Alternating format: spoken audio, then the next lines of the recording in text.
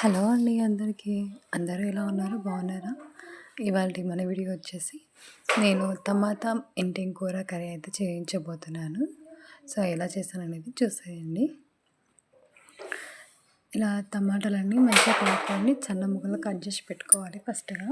అలాగే 1 ఉల్లిగడ్డ కూడా ఇలా సన్నగా కట్ చేసి పెట్టుకోవాలి. ఇప్పుడు వచ్చేసి స్టవ్ ఆన్ చేసి కడాయి పెట్టుకొని అందులో నేను 3 స్పూన్స్ సగం అయితే ఆయిల్ అయితే వేసుకుంటున్నాను. ఇక్కడ వచ్చేసి ఆయిల్ అయితే కొంచెం వేడయ్యాక ఇప్పుడు మనం పోసితులు వేసుకుందాం. పోసితులు వచ్చేసి 1 స్పూన్ కూడా వేసుకొని అవి కొంచెం చిటపట అంటుంటే మనము ఆనియన్ కట్ చేసి పెట్టుకున్నాం కదా, అవి ఆనియన్ కూడా వేసుకొని మంచిగా ఫ్రై చేసేసుకోవాలి.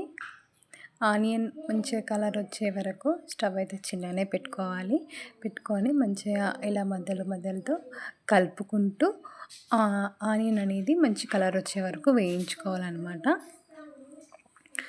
టమాటా మెంతెం కూర ఇలా చేస్తే అసలు ఒక్క ముద్ద కూడా వదలకుండా తినేస్తారు, అంత రుచిగా ఉంటుంది. మీరు కూడా ఒకసారి ట్రై చేయండి ఇలాగే. ఇప్పుడు వచ్చేసి 1 స్పూన్ సగం పసుపు వేసుకోవాలి. అలాగే 2 స్పూన్ అల్లం వెల్లుల్లి పేస్ట్ కూడా వేసుకొని వీటిని కూడా మంచిగా ఫ్రై చేసుకోవాలన్నమాట. అల్లం వెల్లుల్లి పేస్ట్ పచ్చివాసన అంతా పోయే వరకు స్టవ్ చిన్ననే పెట్టుకొని మంచిగా ఫ్రై అయితే చేసుకోవాలి. ఇది మంచిగా ఫ్రై అయ్యాక మనము కట్ చేసి పెట్టుకున్న టమాటాలు ఉంటాయి కదా, టమాటాలు కూడా వేసుకొని మంచిగా ఆయిల్లో ఉడికించుకోవాలి. టమాటాని చూస్తున్నారు కదా, ఇక్కడ టమాటా అయితే వేసుకొని ఒకసారి మొత్తం అంతా కలిసేలా కలిపేసుకున్నాను అనమాట. ఇప్పుడు మనం దీన్ని కొద్దిసేపు ఒక 10 మినిట్స్ వరకు ఉడికించుకుందాము క్యాప్ పెట్టేసి.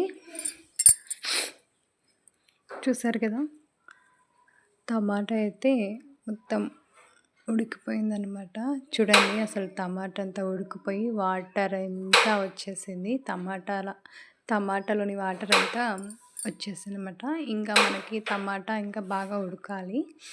ఇప్పుడైతే మనము మధ్యలో మాడిపోతుందని చెప్పేసి నేనైతే కలుపుకుంటూ ఉంటానన్నమాట. ఇక్కడ వచ్చేసి మనము మెంతెం కూర ఉంటుంది కదా, అది మనము మంచిగా కడిగి పెట్టుకోవాలి.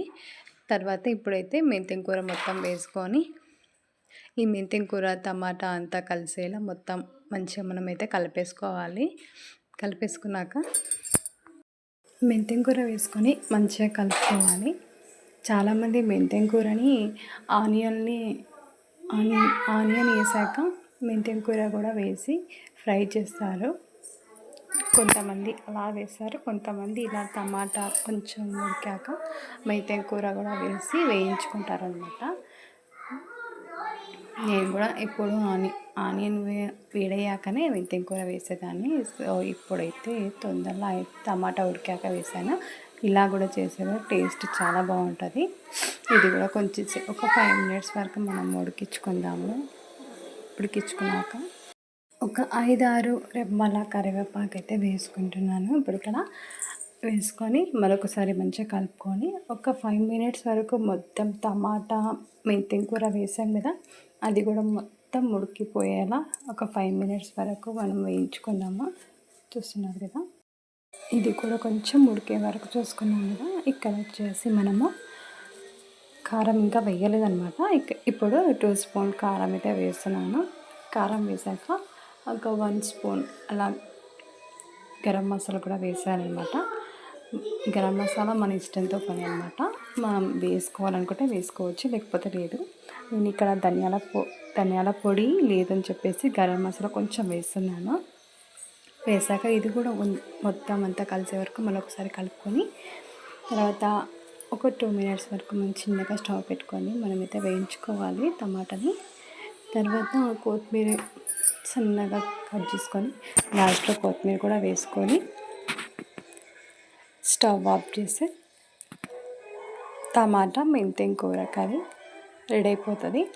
వేడి అన్నంలో ఈ కర్రీ వేసుకొని తింటే ఆహా అనాల్సిందే, అంత టేస్టీగా ఉంటుంది. సో నా వీడియో కనుక మీకు నచ్చినట్లుంటే ఒక చిన్న లైక్ చేయండి. అలాగే మీరు లైక్ చేయడం వల్ల నా వీడియోని మరికొందరికి యూట్యూబ్ ఛానల్ షేర్ చేస్తుందనమాట. మరొక మంచి వీడియోతో మళ్ళీ కలుద్దాం. బాయ్.